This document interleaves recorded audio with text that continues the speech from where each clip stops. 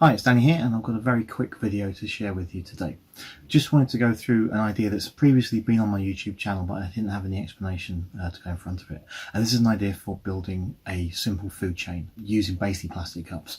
What I've got here is a series of polystyrene cups, and on each polystyrene cup I've got a picture and the name of the animal written onto it. And what you can basically do is stack the cups in order to build up your food chain.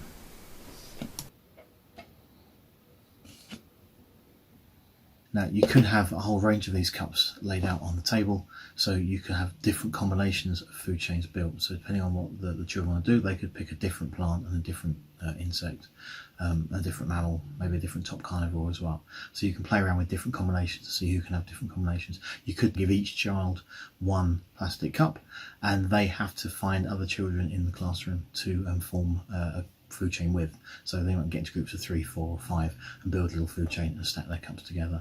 Yes, it does use polystyrene cups. I can't seem to find paper cups with a good enough lip for this to work.